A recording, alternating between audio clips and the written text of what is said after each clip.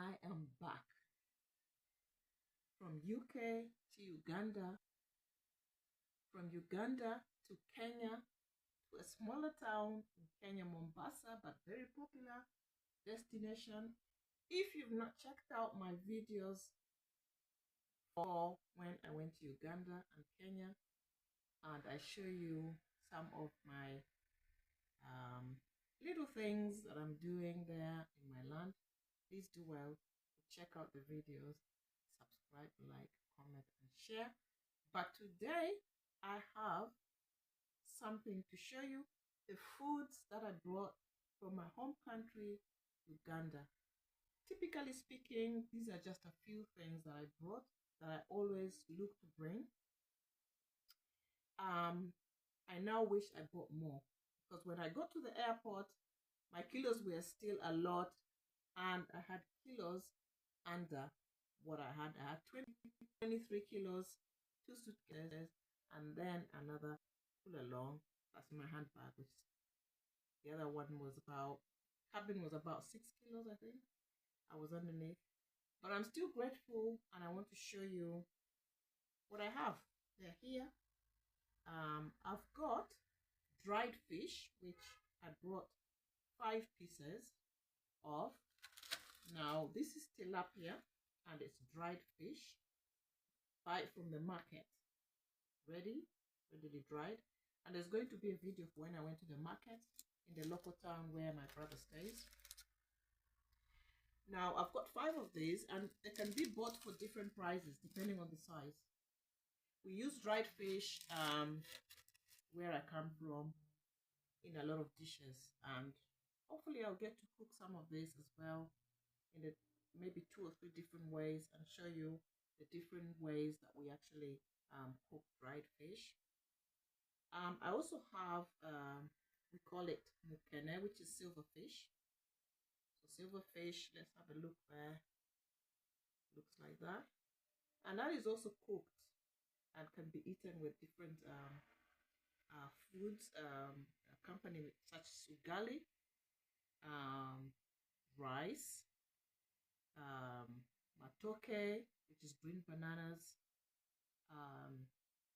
millet flour, which is cooked as a dough, just like ugali. For those of you who might be American, for instance, you might use something like corn dough, I think. Dumplings, maybe, for Jamaicans mainly. So silverfish it's very rich in protein. It's rich in nutrients and other nutrients, and very often, as a matter of fact, it's also ground. You can buy this ground, a bit like the Nigerians have crayfish. This can actually be found, and I saw it in the market, and it can be ground. You can buy it that way. Very often, because of the source of nutrients it has, it's very well used in children's food, to cook children's food as well.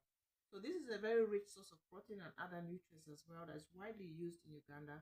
And also there's a different kind that is actually used for animals as well. So let's say you have a dog, for instance. It can be mixed. It's not usually as clean as the one for humans, but you can buy it, clean it yourself, and sometimes you can mix it with ugali flour, for instance, and give it to your dog. So it's a very good food for dogs, and it's a good source of protein.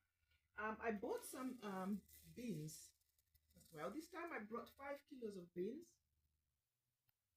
This is my first time bringing beans, actually, and I've never brought beans, but this time I said I need to take beans with me, because one, the protein, we love beans. My children love beans, especially this Ugandan type. And there's so many types of beans in Uganda, so many, but this is the one I chose. There's a type of beans that I cooked on my channel whilst I was off grid on my in my home in Uganda. Please do well to check out the videos, and you'll be able to see that video. Now the beans are not cleaned, so they need to be cleaned before they're cooked, and it's about 5 kilos in this bag here. You see 5 kilos of beans in my case, all the way to UK. Now I also have a product. This is from Kenya, and it's called mabuyu. This I bought from Kenya. I can't exactly remember what mabuyu is in English, but it's, you can eat it. It's sweet. It's coated, kind of coated in some kind of powdery, some powdery something, and it's just a snack. It's just, you just eat it like it's sweet, but it's not as sweet exactly. And it has a seed inside. It's actually a good source of something, which I need to look up and write down. If you want to know more, I brought 2 packets of those. One of them is orangish and the other one's reddish. This packet broke, but it's fine. I also brought fenugreek powder. Fenugreek, yeah, this is about a quarter of a kilo, I think.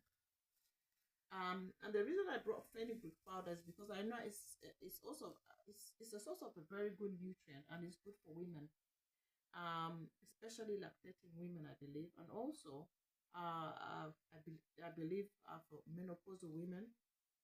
Now, if you're a lady, apparently it can also be used to increase your breasts. But yeah, I bought that because I was so keen on it previously. Before I left the UK, I was looking for something like this. I also have neem powder. It's neem and moringa. To be honest with you, one's lighter than the other, and my brother told me, I know when we were buying it, he said the lighter one is this and the darker one is that, but I can't remember which is which. So I am going to have to ask him again just to make sure. Neem powder from the neem tree. Also, you have neem oil, don't forget. Very powerful source of antioxidants, and moringa powder as well. These 2 items are also very great for the well-being. And this is the reason why I brought them, and I add them in my smoothies, cereal, make tea with them. So many uses, very many uses for that. I also brought some peanut butter. Now, we have a part of Uganda that I come from. We use a lot of peanut butter and simsim butter in our foods. And of course, you can use it for your bread. I use it mainly for food, to cook the different types of food that we cook. One of them, like I said, is simsim, is darker, and another one is simsim mixed with peanut butter. So 2 different types that I brought here. Yeah, and again, it can be used to cook dried fish as well. So I'm looking forward to showing you some dishes by God's grace using these items, these food items. And in terms of food, I believe that's all I brought. I also brought loofah,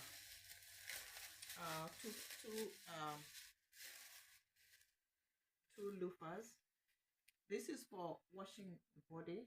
For it's an exfoliator. Basically, loofah comes from a plant. There's a plant that grows, and I believe it's going to be left till it's really mature, and that's where the loofah plant comes from, the loofah itself. So yeah, those 2, and they can last quite a while. I can even cut them into 4 pieces, and that's just used for that.